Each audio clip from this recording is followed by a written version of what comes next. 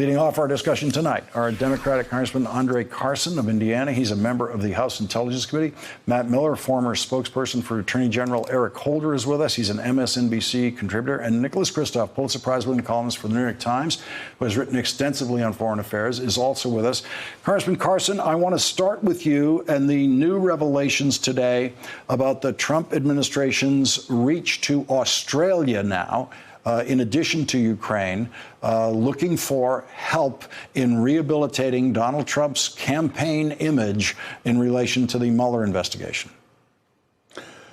Well, thank you for having me, Lawrence. I think it's very unfortunate. You know, Australia is one of our critical Five Eyes partners, and I think the Australian government is wiser than other governments, and they don't have the same needs as other governments. Again, we have a phenomenal intelligence sharing partnership, and we've had a great partnership throughout the decades. I think what's important to note is that the global community understands that Donald Trump is out of control. He's a tyrant. He presents himself as a mobster. He's certainly a toxic leader. And I think what he is doing is more than an embarrassment to our country. Will you be subpoenaing Mike Pompeo now as a witness in the impeachment investigation? You already subpoenaed documents from him, but now that you know he heard the phone call, does he become a material witness? With respect to my chairman, Adam Schiff, and my friend Adam Schiff, that's a question best directed toward Adam.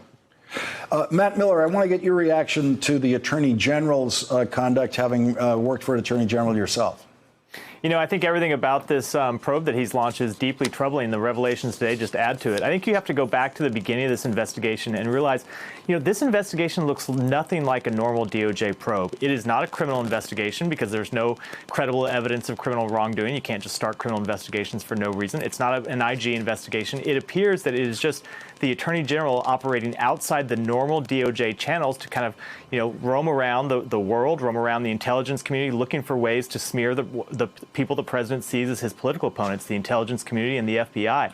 And when you add to that the way the Attorney General is spending so much time personally involved in this, you know, I attended dozens of meetings with foreign officials with Attorney General Holder. I went to multiple countries.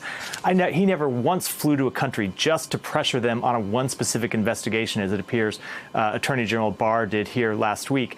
And then you add on top of that him enlisting the president to pressure foreign countries when the underlying investigation relates to the president's conduct itself. The president shouldn't be anywhere near this investigation. You add all of these up, and I think there are reasons to be deeply concerned about the independence of the Justice Department. When you see an investigation not operating the way investigations are usually operated at DOJ, that usually means that there's something wrong at the bottom. Nick, we saw Republican senators last week, days after the record of the phone call came out, and then also days after the whistleblowers report came out, running down the hallways in Washington saying, "Oh, I haven't read it. I haven't read it." There's Mike Pompeo pretending he doesn't know anything about this, and we now know he was listening to the call. I found this staggering because it wasn't only in that one interview that he said that. This was his line repeatedly. And look, what's important here is not only that he was dissembling, but it underscores the impression that Mike Pompeo was complicit in this much larger pattern for months in essentially the privatizing of our policy toward Ukraine, to make it a Trump personal policy of extortion toward President Zelensky, really overlapping with the Russian aim, both of cooling American policy toward Ukraine and also cutting off military aid, which also benefits Russia.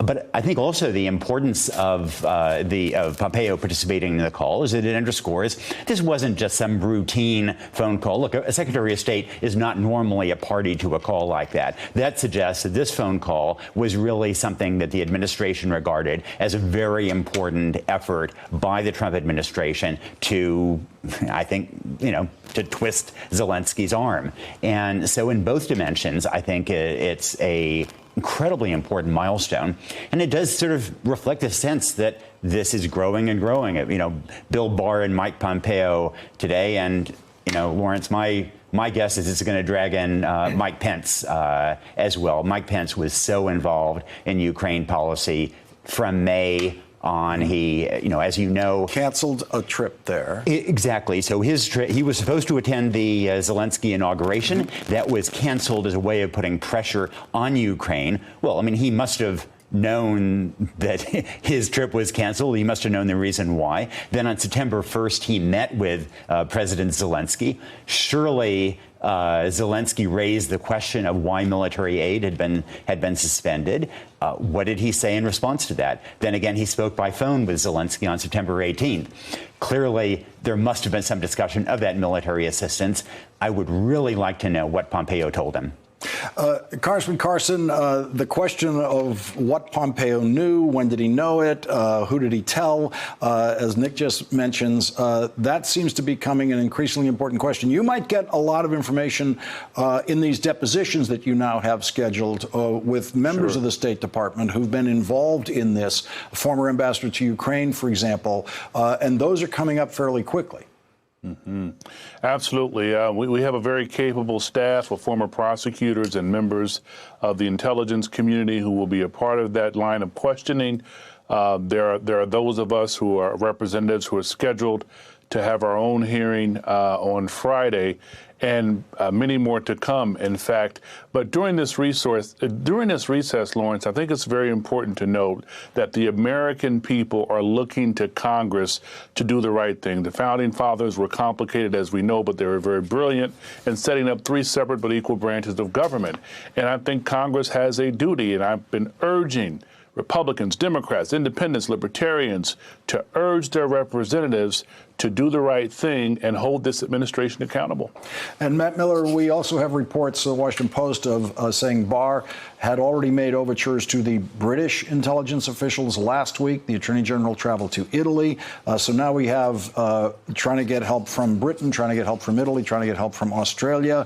And, of course, the inevitable report that the Trump phone call with Australia's Prime Minister was also, the record of that, the rough transcript of that, was also put in the highly restricted, locked up spot in the White House for these for what they did with the Ukraine call.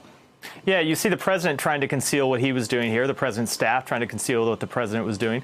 And then you also saw the attorney general's staff trying to conceal his trip to Italy. You know, every time the attorney general leaves the country, the Justice Department traditionally announces it to the press. We did that in the Obama administration. It's been the practice for years. And up until now, until last week, it was the practice of this administration. Something about this trip made them decide that they wanted to keep it secret and not tell the press. And we now find out it was because he's on this campaign, but with the Italians, with the English, with the Australians, to convince them to help smear the intelligence community and the FBI. And I think you have to, when you worry about the damage that can be done here, you know, intelligence officials know what the president wants to hear. They know what the attorney general wants to hear.